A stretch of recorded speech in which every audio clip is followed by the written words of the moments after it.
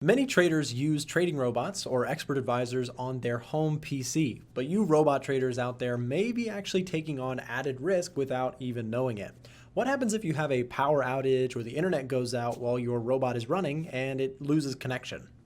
Introducing forex VPS. Forex VPS offers state-of-the-art VPS services that are specifically rented out to forex traders running trading robots and allows them to run a 24/7 powerful trading platform. That means it doesn't go down. That means it's always available for the most part and you can use your tools from anywhere. Their servers are optimized for traders in the United States and the United Kingdom, but they offer business to traders all around the world. No longer will you have to keep your computer running all day long to run your expert advisors, but instead can access your 24/7 platform remote from anywhere. Also, if you need help setting up with your VPS or you're not the most tech savvy person, no problem. For just an extra $10, they'll help you get set up with your VPS software. If you'd like to get yours today, you can use the link down below in the description and use code NICK30 to get 30% off.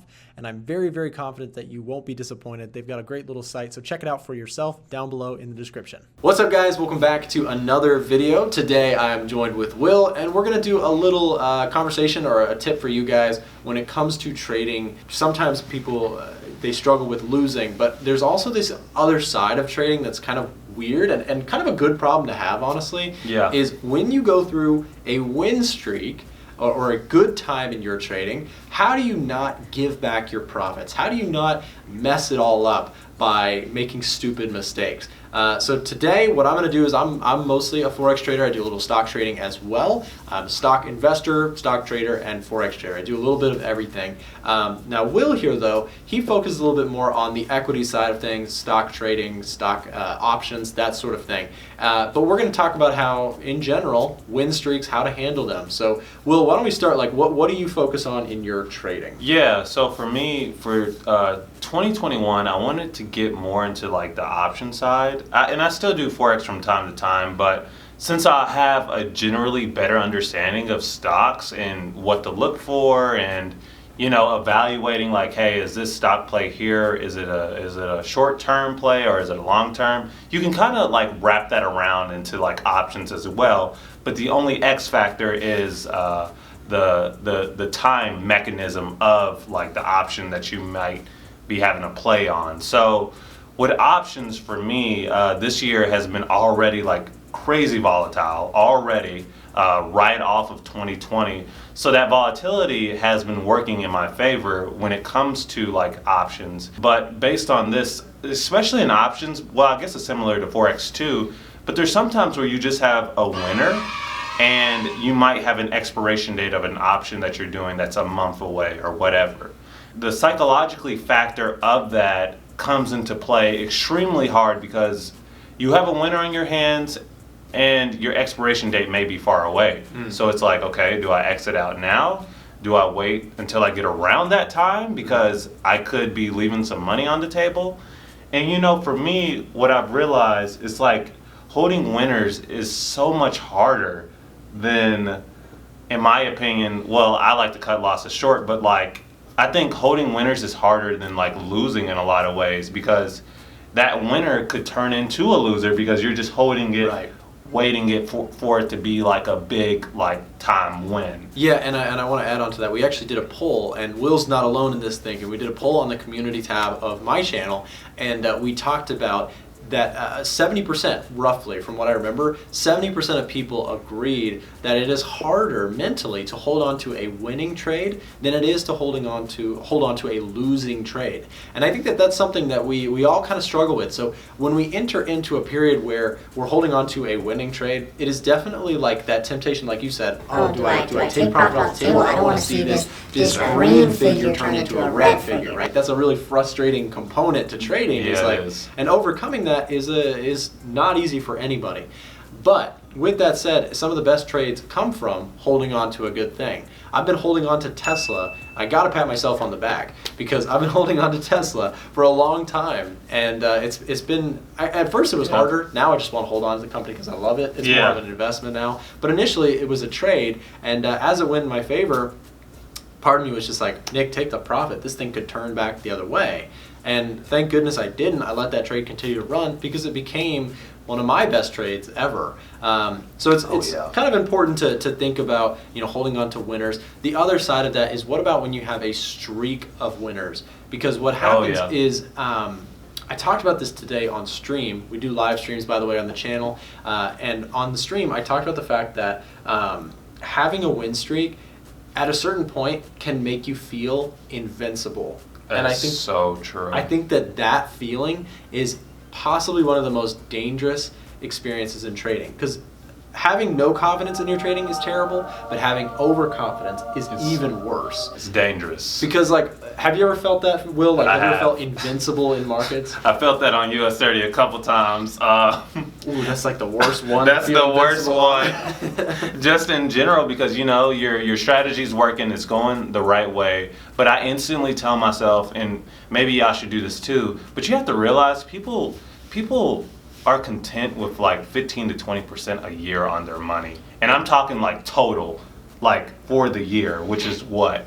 That's less than 2% a month. Right. Yeah. Honestly. Yeah. So for me, if I'm even in that territory, I'm taking this. Yeah. Because I got to get out of this disruption of I'm going for 50%, 100%, because it's not normal. It's not. And the power of 20% per year, and this always gets I guess not hate but frustration on my channel. I talk about 20 to 30%, that's a great year. I know a lot of people out there they've been seeing and hearing all the success stories of profitable traders that are making 500% per year and all these fantastic numbers that are very, very every day. They're possible, I suppose, but they're incredibly unlikely and very, very dangerous to try and shoot for, because you have to take so much risk to get those sort of returns. Right. Anyways, when you're in a winning streak, one of the biggest things that has helped me, and actually Will pointed this out to me, we were talking about this morning, he said, I saw in your story that you said you were going to cool the jets on some of your wins. I put that up on my story, and basically I pointed out that I had a really, really good start so far to 2021. And I don't say that to brag, I say that to kind of process that, journal that to myself and to you guys, that a good streak in the markets, it happens to everybody. Even losing traders can have a good streak. What's important is what you do with that win streak once you've experienced it. Do you make the common mistake, which is basically, okay, now I feel invincible, I'm going to up my position size because I'm so good at this, and then give it all back? That's the most common mistake out there. I've made it. Will, have you made that mistake? Of course I've made it. Yeah.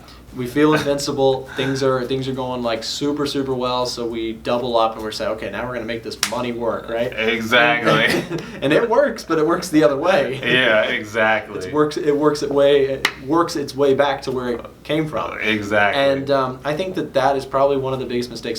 So how do you avoid giving back profits? I think Will already hinted at what he does, is he says, okay, I'm good. I don't need to ramp this up.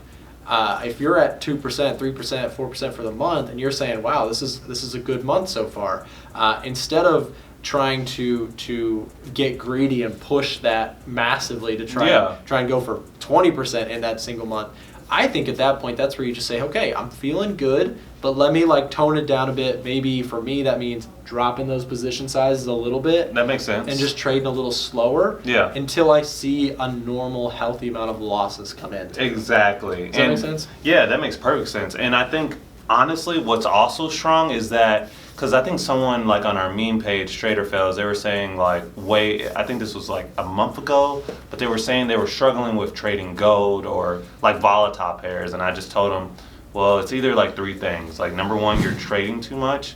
Number two, your lot size is too huge. And number three is just simply your strategy is just not working. And honestly, he told me he's trading too much. And y'all, I can't tell you how much that's hurt me in the past too, of just trading too much and not going for setups that I really liked. I'm just trading just to be trading, which is dumb, right? Yeah. Especially in forex, you can't just trade because you want to.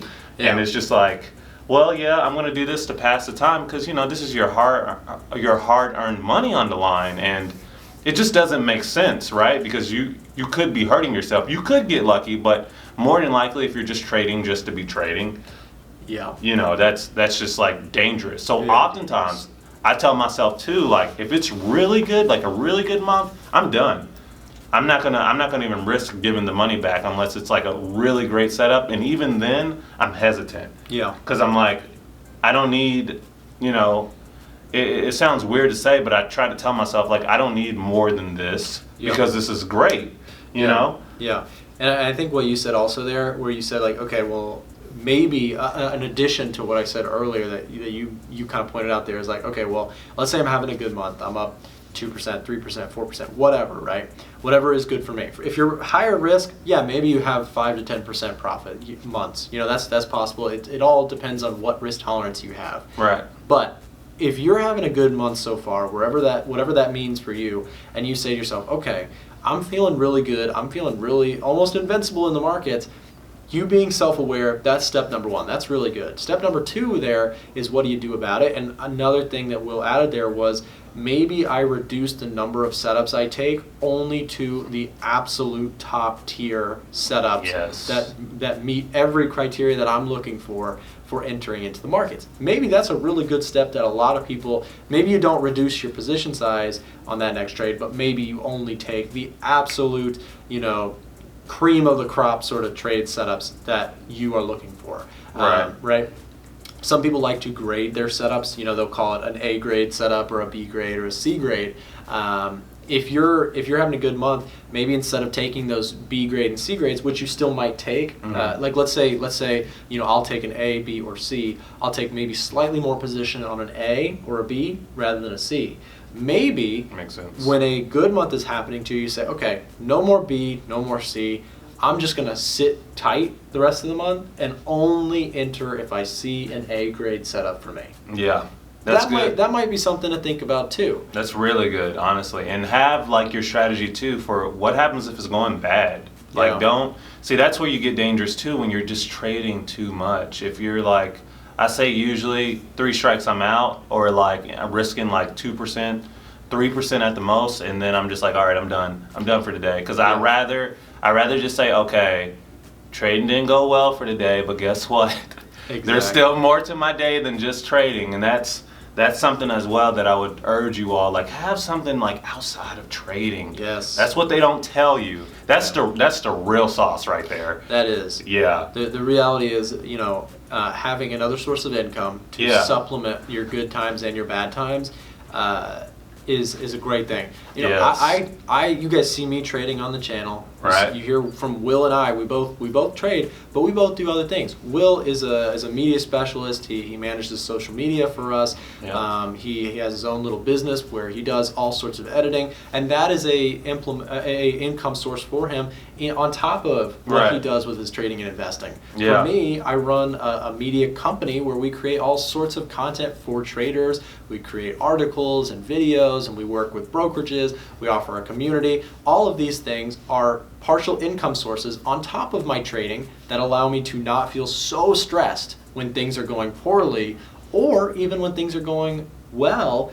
It doesn't make me think like, oh, this is my only, you know, like this is my all-in money-making thing. I think that most traders, even the successful ones, they would agree that it's better to have multiple sources of income and to not put so much pressure on your winning streaks and losing streaks rather than, you know, do anything else. I think it's just the better approach. And exactly. I think most people would agree. Yeah, mentally it just helps so much, y'all. Like you just feel more, you just feel better, honestly. And when you feel better, you perform better. That's like proven. So for sure. Yeah.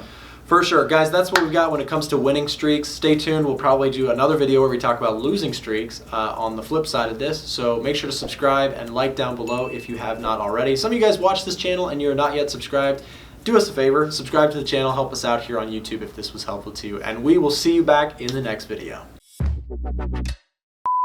Hey guys, thanks so much for watching this video. If you enjoyed it, please remember to like the video down below, because if you don't, you're statistically 84.72% more likely to blow an account in the next 48 hours. Don't ask me how, don't ask me why, that's just facts. If you enjoyed that video and you want to see more free content here on YouTube, I'll be popping up some videos on the screen now. Go ahead and click anything that looks interesting to you, and thank you so much for supporting the channel.